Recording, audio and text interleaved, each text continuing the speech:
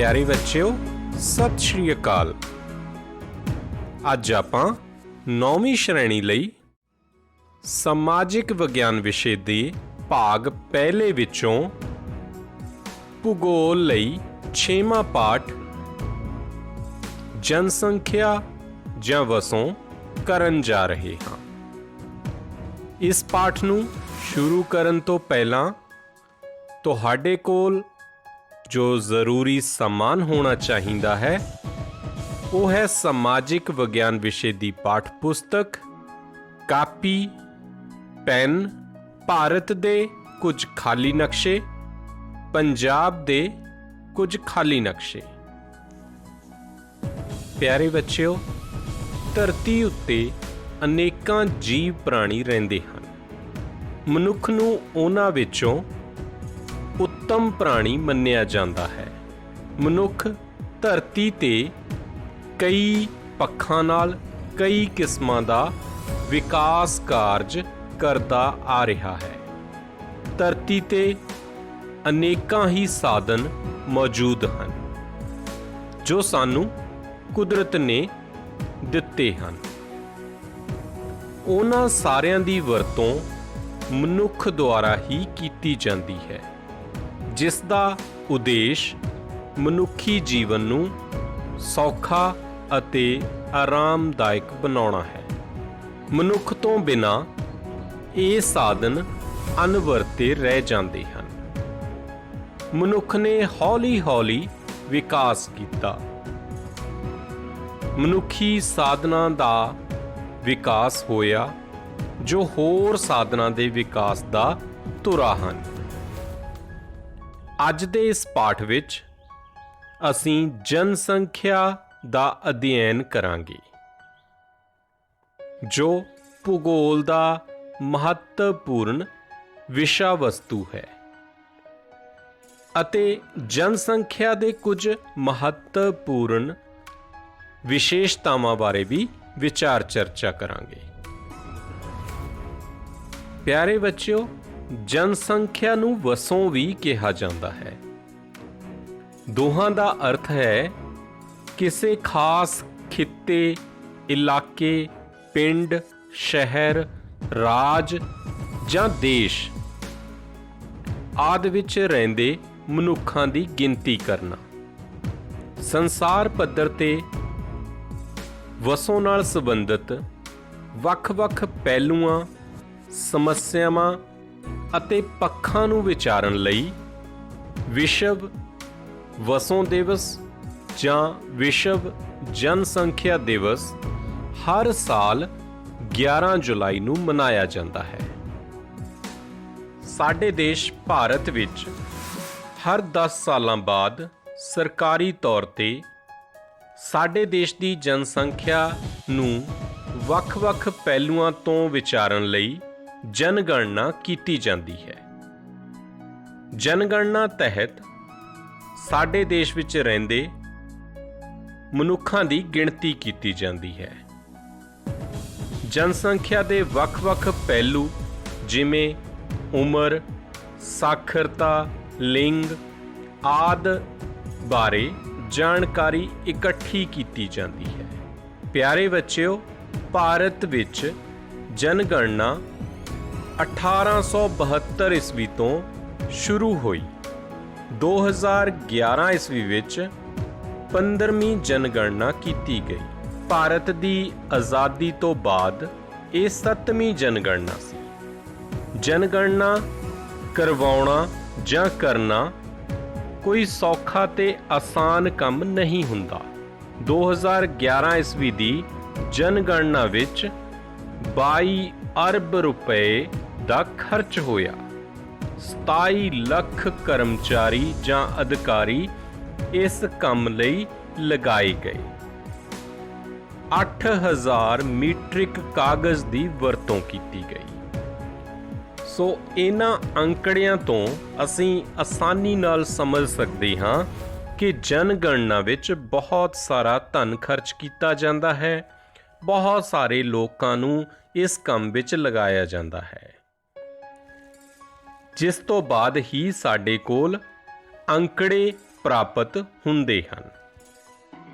ਸੋ ਸਾਨੂੰ ਇਹ ਗੱਲ ਧਿਆਨ ਵਿੱਚ ਰੱਖਣੀ ਚਾਹੀਦੀ ਹੈ ਕਿ ਜਦੋਂ ਜਨਗਣਨਾ ਕਰਨ ਵਾਲਾ ਕੋਈ ਵਿਅਕਤੀ ਆਉਂਦਾ ਹੈ ਤਾਂ ਉਸ ਨੂੰ ਪੂਰਨ ਸਹਿਯੋਗ ਦਿੱਤਾ ਜਾਵੇ ਤਾਂ ਜੋ ਕਿ ਰਾਸ਼ਟਰੀ ਖਰਚ ਦਾ ਸਹੀ ਇਸਤੇਮਾਲ ਹੋ ਸਕੇ। ਪਿਆਰੇ ਬੱਚਿਓ, 2001 ਦੀ ਜਨਗਣਨਾ ਅਨੁਸਾਰ ਸਾਡੇ ਦੇਸ਼ ਦੀ ਆਬਾਦੀ 1 ਅਰਬ 2 ਕਰੋੜ 87 ਲੱਖ 37,436 ਸੀ। 2011 ਦੀ ਜਨਗਣਨਾ ਅਨੁਸਾਰ ਸਾਡੇ ਦੇਸ਼ ਦੀ ਵਸੋਂ 1 ਅਰਬ 21 ਕਰੋੜ 5 ਲੱਖ 69,573 ਹੋਈ। 2001 ਤੋਂ 2011 ਦੇ ਦੌਰਾਨ ਜਨਸੰਖਿਆ ਵਿੱਚ ਸ਼ੁੱਧ ਵਾਧਾ 18 ਕਰੋੜ 19 ਲੱਖ 59,458 ਹੋਇਆ ਅਤੇ ਇਹ 17.7% ਦਾ ਦਹਾਕਾ ਵਾਧਾ ਹੋਇਆ। ਭਾਰਤ ਦੀ ਜਨਸੰਖਿਆ ਵਿੱਚ ਇਹਨਾਂ 10 ਸਾਲਾਂ ਦੌਰਾਨ ਜੋ ਸ਼ੁੱਧ ਵਾਧਾ ਹੋਇਆ ਬ੍ਰਾਜ਼ੀਲ ਦੀ ਵਸੋਂ ਤੋਂ ਥੋੜਾ ਜਿਹਾ ਹੀ ਘੱਟ ਸੀ, ਜਦੋਂ ਕਿ ਬ੍ਰਾਜ਼ੀਲ ਆਬਾਦੀ ਪੱਖੋਂ ਸੰਸਾਰ ਵਿੱਚ 5ਵੇਂ ਨੰਬਰ ਤੇ ਆਉਂਦਾ ਹੈ। 2010 ਵਿੱਚ ਬ੍ਰਾਜ਼ੀਲ ਦੀ ਵਸੋਂ 19 ਕਰੋੜ 57 ਲੱਖ 13,635 ਸੀ, ਜੋ ਭਾਰਤ ਦੀ ਜਨਸੰਖਿਆ ਵਿੱਚ ਹੋਏ ਸ਼ੁੱਧ ਵਾਧੇ ਤੋਂ ਬਹੁਤ ਥੋੜੀ ਜਿਹੀ ਹੀ ਜ਼ਿਆਦਾ ਸੀ।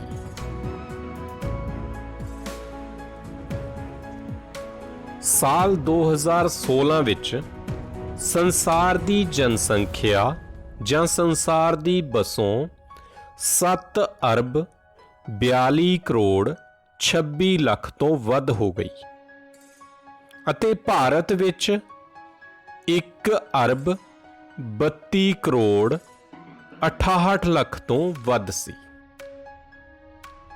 ਜਨਸੰਖਿਆ ਦੀ ਸੰਸਾਰਕ ਵੰਡ ਇੱਕ ਸਮਾਨ ਨਹੀਂ ਹੈ। ਭਾਰਤ ਦਾ ਖੇਤਰਫਲ 32 ਲੱਖ 87,000 ਵਰਗ ਕਿਲੋਮੀਟਰ ਖੇਤਰਫਲ ਵਜੋਂ ਹੈ। ਭਾਰਤ ਤੋਂ 6 ਦੇਸ਼ ਹੋਰ ਵੱਡੇ ਹਨ ਅਤੇ ਭਾਰਤ ਖੇਤਰਫਲ ਪੱਖੋਂ ਸੰਸਾਰ ਵਿੱਚ 7ਵੇਂ ਸਥਾਨ ਤੇ ਹੈ ਅਤੇ ਜੇ ਭਾਰਤ ਦੇ ਹਿੱਸੇ ਆਉਂਦੀ ਜ਼ਮੀਨ ਨੂੰ ਵੇਖੀਏ ਤਾਂ ਉਹ ਸੰਸਾਰ ਦੀ ਜ਼ਮੀਨ ਜਾਂ ਧਰਤੀ ਦੀ ਜ਼ਮੀਨ ਦਾ ਸਿਰਫ 2.4% ਹਿੱਸਾ ਹੀ ਹੈ, ਜਦੋਂ ਕਿ ਇੱਥੋਂ ਦੀ ਵਸੋਂ ਸੰਸਾਰ ਦੀ ਵਸੋਂ ਦਾ ਲਗਭਗ 17% ਹਿੱਸਾ ਹੈ। ਪਿਆਰੇ ਬੱਚਿਓ, ਆਓ ਆਪਾਂ ਸੰਸਾਰ ਦੇ ਨਕਸ਼ੇ ਨੂੰ ਵੇਖੀਏ। ਭਾਰਤ ਤੋਂ 6 ਦੇਸ਼ ਖੇਤਰਫਲ ਪੱਖੋਂ ਵੱਡੇ ਹਨ। ਸੰਸਾਰ ਵਿੱਚ ਸਭ ਤੋਂ ਵੱਡਾ ਦੇਸ਼ ਰੂਸ ਹੈ। ਦੂਸਰੇ ਸਥਾਨ ਤੇ ਕੈਨੇਡਾ, ਤੀਸਰੇ ਸਥਾਨ ਉੱਪਰ ਚੀਨ, ਚੌਥੇ ਸਥਾਨ ਤੇ USA ਜਾਂ ਅਮਰੀਕਾ, ਪੰਜਵੇਂ ਸਥਾਨ ਤੇ ਬ੍ਰਾਜ਼ੀਲ, ਛੇਵਾਂ ਸਥਾਨ ਆਸਟ੍ਰੇਲੀਆ ਅਤੇ ਸੱਤਵਾਂ ਆਪਣਾ ਦੇਸ਼ ਭਾਰਤ ਹੈ। ਪਰੰਤੂ ਜਨਸੰਖਿਆ ਪੱਖੋਂ ਸੰਸਾਰ ਦੇ ਲਗਭਗ 6 ਵਿਅਕਤੀਆਂ ਵਿੱਚੋਂ ਇੱਕ ਵਿਅਕਤੀ ਭਾਰਤੀ ਹੈ। ਦੇਸ਼ ਵਿੱਚ ਪੁਰਸ਼ਾਂ ਦੀ ਗਿਣਤੀ 62 ਕਰੋੜ 31 ਲੱਖ 21,843 ਹੈ ਅਤੇ ਔਰਤਾਂ ਦੀ ਗਿਣਤੀ 58 ਕਰੋੜ 74 ਲੱਖ 47,730 ਹੈ।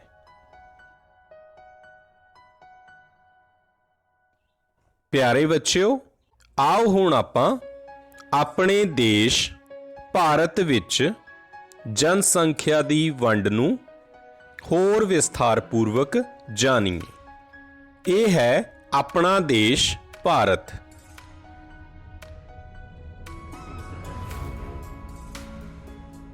ਦੋ 2011 ਵਿੱਚ ਜਦੋਂ ਇਹ ਜਨਗਣਨਾ ਕੀਤੀ ਗਈ, ਆਪਣੇ ਦੇਸ਼ ਭਾਰਤ ਦੇ 28 ਰਾਜ ਅਤੇ 7 ਕੇਂਦਰ ਸ਼ਾਸਿਤ ਪ੍ਰਦੇਸ਼ ਹੋਇਆ ਕਰਦੇ ਸਨ। ਸਾਰੇ ਰਾਜਾਂ ਜਾਂ ਕੇਂਦਰ ਸ਼ਾਸਿਤ ਪ੍ਰਦੇਸ਼ਾਂ ਵਿੱਚ ਜਨਸੰਖਿਆ ਇੱਕੋ ਜਿਹੀ ਨਹੀਂ ਹੈ। ਕੁਝ ਰਾਜਾਂ ਵਿੱਚ ਦੂਸਰੇ ਰਾਜਾਂ ਦੇ ਮੁਕਾਬਲੇ ਜਨਸੰਖਿਆ ਬਹੁਤ ਜ਼ਿਆਦਾ ਸੰਘਣੀ ਹੈ। ਕੀ ਤੁਸੀਂ ਜਾਣਦੇ ਹੋ ਭਾਰਤ ਦੇ ਕਿਸ ਰਾਜ ਵਿੱਚ ਸਭ ਤੋਂ ਵੱਧ ਵਸੋਂ ਹੈ? ਭਾਰਤ ਵਿੱਚ ਉੱਤਰ ਪ੍ਰਦੇਸ਼ ਰਾਜ ਦੀ ਵਸੋਂ ਜਾਂ ਜਨਸੰਖਿਆ ਦੇਸ਼ ਦੇ ਸਾਰੇ ਰਾਜਾਂ ਨਾਲੋਂ ਵੱਧ ਹੈ। ਉੱਤਰ ਪ੍ਰਦੇਸ਼ ਦੀ ਜਨਸੰਖਿਆ 19 ਕਰੋੜ 95 ਲੱਖ 81,477 ਹੈ। ਦੂਸਰੇ ਸਥਾਨ ਤੇ ਮਹਾਰਾਸ਼ਟਰ ਰਾਜ ਹੈ, ਜਿਸ ਦੀ ਜਨਸੰਖਿਆ 11 ਕਰੋੜ 23 ਲੱਖ 72,972 ਹੈ। ਭਾਰਤ ਦੇ 5 ਰਾਜ, ਜਿਨ੍ਹਾਂ ਵਿੱਚ ਉੱਤਰ ਪ੍ਰਦੇਸ਼, ਮਹਾਰਾਸ਼ਟਰ, ਬਿਹਾਰ, ਪੱਛਮੀ ਬੰਗਾਲ ਅਤੇ ਆਂਧਰਾ ਪ੍ਰਦੇਸ਼ ਸ਼ਾਮਿਲ ਹਨ, ਇਹਨਾਂ 5 ਰਾਜਾਂ ਵਿੱਚ 2011 ਦੀ ਜਨਗਣਨਾ ਅਨੁਸਾਰ ਸਾਰੇ ਦੇਸ਼ ਦੀ 50% ਆਬਾਦੀ ਰਹਿੰਦੀ ਹੈ। ਪਿਆਰੇ ਬੱਚਿਓ, ਮੌਜੂਦਾ ਭਾਰਤ ਦਾ ਤੇਲੰਗਾਨਾ ਰਾਜ, ਜੋ 2 ਜੂਨ 2014 ਨੂੰ ਆਂਧਰਾ ਪ੍ਰਦੇਸ਼ ਵਿੱਚੋਂ ਹੀ ਨਵਾਂ ਰਾਜ ਬਣਿਆ, ਇਹ 2011 ਦੀ ਜਨਗਣਨਾ ਵਿੱਚ ਆਂਧਰਾ ਪ੍ਰਦੇਸ਼ ਹੀ ਹੋਇਆ ਕਰਦਾ ਸੀ। ਸੋ ਇਸ ਸਾਰੇ ਭਾਗ ਨੂੰ ਅਸੀਂ ਆਂਧਰਾ ਪ੍ਰਦੇਸ਼ ਵਿੱਚ ਹੀ ਸ਼ਾਮਿਲ ਕਰਾਂਗੇ। ਸੋ ਇਹਨਾਂ 5 ਰਾਜਾਂ ਦੇ ਵਿੱਚ ਭਾਰਤ ਦੀ ਅੱਧੀ ਜਨਸੰਖਿਆ ਰਹਿੰਦੀ ਹੈ, ਜਦੋਂ ਕਿ ਬਾਕੀ ਸਾਰੇ ਰਾਜਾਂ ਵਿੱਚ ਵਸੋਂ ਇਹਨਾਂ ਰਾਜਾਂ ਦੇ ਮੁਕਾਬਲੇ ਘੱਟ ਸੰਘਣੀ ਹੈ। ਰਾਜਾਂ ਵਿੱਚ ਸਭ ਤੋਂ ਘੱਟ ਜਨਸੰਖਿਆ ਵਾਲਾ ਰਾਜ ਸਿੱਕਮ ਹੈ, ਜਿਸ ਦੀ ਜਨਸੰਖਿਆ 6,07,688 ਹੈ। ਕੇਂਦਰ ਸ਼ਾਸਿਤ ਪ੍ਰਦੇਸ਼ਾਂ ਵਿੱਚ ਦਿੱਲੀ ਦੀ ਆਬਾਦੀ ਜਾਂ ਵਸੋਂ ਸਭ ਤੋਂ ਵੱਧ ਹੈ। ਦਿੱਲੀ ਵਿੱਚ 1 ਕਰੋੜ 67 ਲੱਖ 53,235 ਜਨਸੰਖਿਆ ਹੈ, ਜਦੋਂ ਕਿ ਲਕਸ਼ਦੀਪ ਦੀ ਆਬਾਦੀ ਕੇਂਦਰ ਸ਼ਾਸਿਤ ਪ੍ਰਦੇਸ਼ਾਂ ਵਿੱਚ ਸਭ ਤੋਂ ਘੱਟ ਹੈ। ਲਕਸ਼ਦੀਪ ਵਿੱਚ 65,473 ਜਨਸੰਖਿਆ ਹੈ। 2011 ਦੀ ਜਨਗਣਨਾ ਅਨੁਸਾਰ ਪੰਜਾਬ ਸਾਰੇ ਰਾਜਾਂ ਵਿੱਚੋਂ 16ਵੇਂ ਸਥਾਨ ਤੇ ਰਿਹਾ। ਪੰਜਾਬ ਦੀ ਜਨਸੰਖਿਆ ਕਰੋੜ 77 ਲੱਖ 43,338 ਹੈ।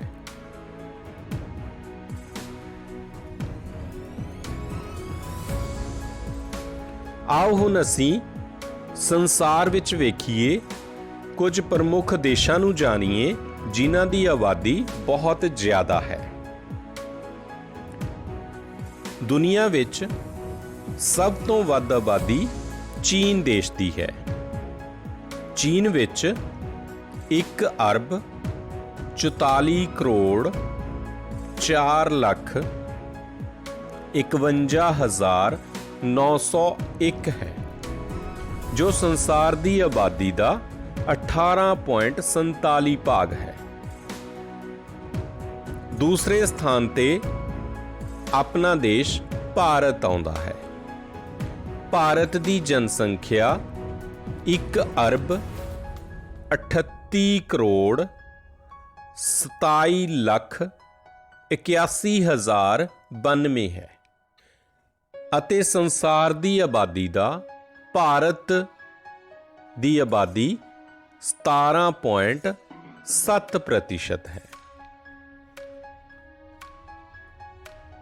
ਤੀਸਰੇ ਸਥਾਨ ਤੇ USA ਜਾਂ ਅਮਰੀਕਾ ਆਉਂਦਾ ਹੈ, ਜਿਸ ਦੀ ਆਬਾਦੀ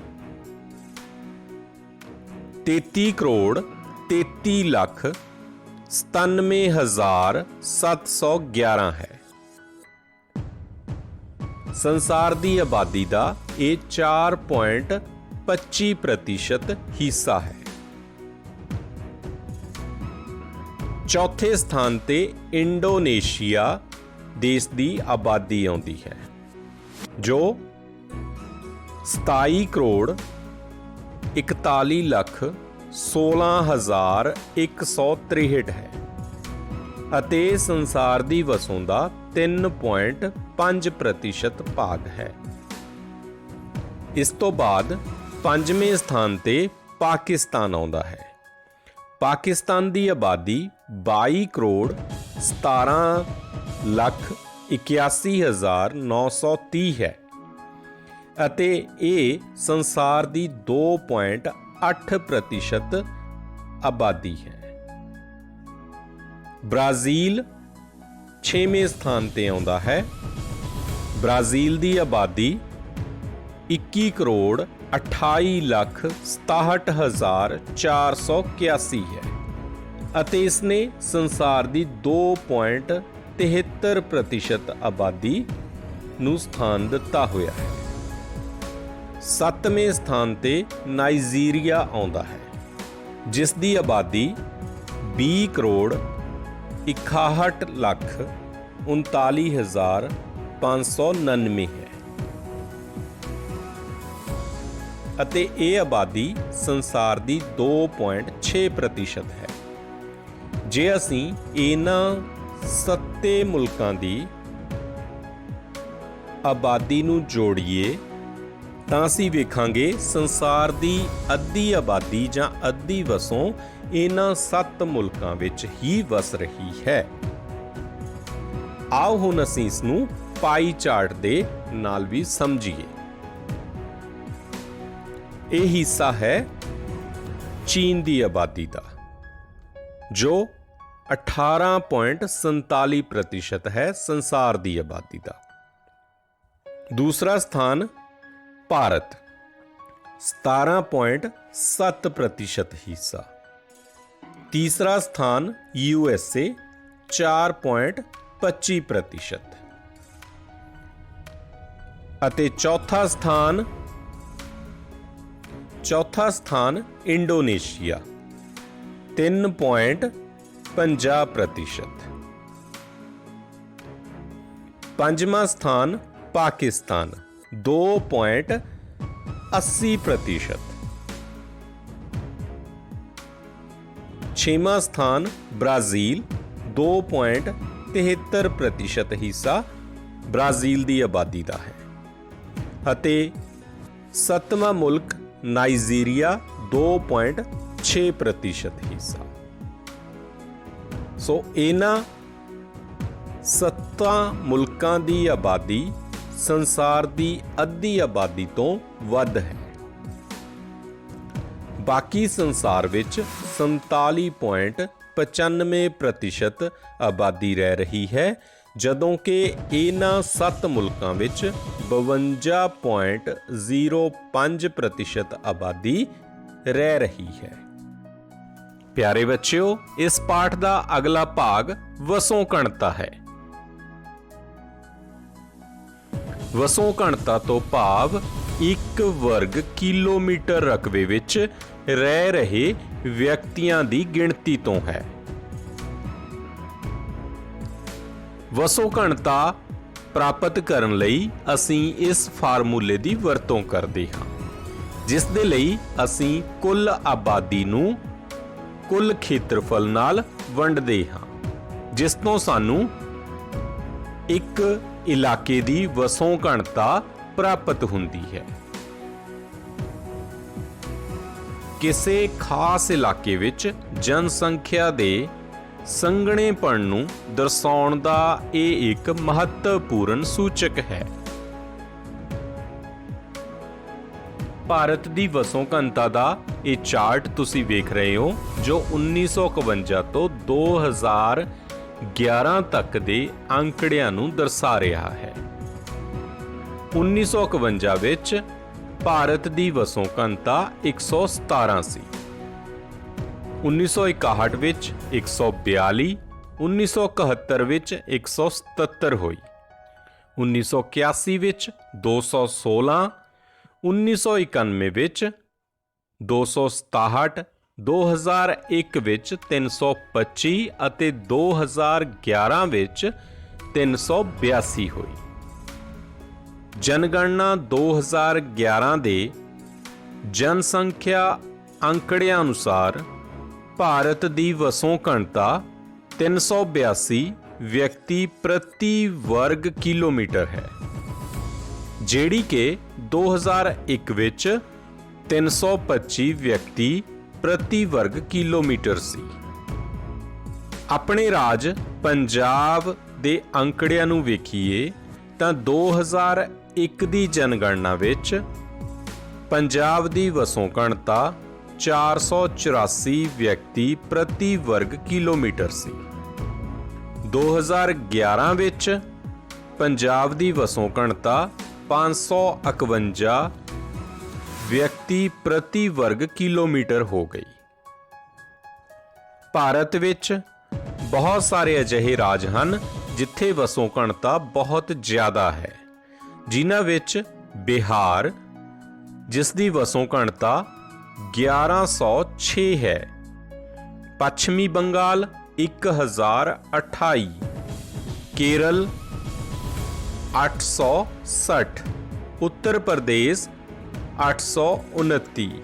ਇਹਨਾਂ ਰਾਜਾਂ ਦੀ ਵਸੋਂ ਘਣਤਾ ਬਹੁਤ ਜ਼ਿਆਦਾ ਹੈ। ਇਸ ਤੋਂ ਬਿਨਾਂ ਅਰੁਣਾਚਲ ਪ੍ਰਦੇਸ਼ 17, ਮਿਜ਼ੋਰਮ 52, ਸਿੱਕਮ 86, ਨਾਗਾਲੈਂਡ 119 ਇਹ ਭਾਰਤ ਦੀ ਘੱਟ ਵਸੋਂ ਘਣਤਾ ਵਾਲੇ ਰਾਜ ਹਨ। ਕੇਂਦਰ ਸ਼ਾਸਿਤ ਪ੍ਰਦੇਸ਼ਾਂ ਵਿੱਚ ਅੰਡੇਮਾਨ ਅਤੇ ਨਿਕੋਬਾਰ ਦੀਪ ਸਮੂਹ, ਇੱਥੇ 46 ਵਿਅਕਤੀ ਪ੍ਰਤੀ ਵਰਗ ਕਿਲੋਮੀਟਰ ਵਸੋਂ ਘਣਤਾ ਹੈ, ਜਦੋਂ ਕਿ 2011 ਦੇ ਅੰਕੜਿਆਂ ਵਿੱਚ ਦਿੱਲੀ ਦੀ ਵਸੋਂ ਘਣਤਾ 11,297 ਵਿਅਕਤੀ ਪ੍ਰਤੀ ਵਰਗ ਕਿਲੋਮੀਟਰ ਹੈ।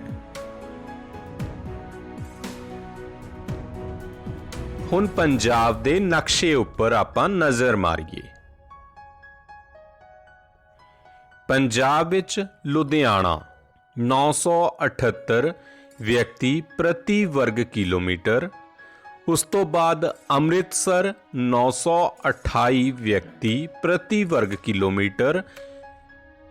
ਵਸੋਂ ਘਣਤਾ ਵਿੱਚ ਇਹ ਜ਼ਿਲ੍ਹੇ ਮੋਰੀ ਜ਼ਿਲ੍ਹੇ ਹਨ, ਭਾਵ ਇੱਥੋਂ ਦੀ ਵਸੋਂ ਘਣਤਾ ਇਹਨਾਂ ਦੋਵਾਂ ਜ਼ਿਲ੍ਹਿਆਂ ਦੀ ਵਸੋਂ ਘਣਤਾ ਪੰਜਾਬ ਵਿੱਚ ਬਾਕੀ ਸਾਰੇ ਜ਼ਿਲ੍ਹਿਆਂ ਨਾਲੋਂ ਵੱਧ ਹੈ।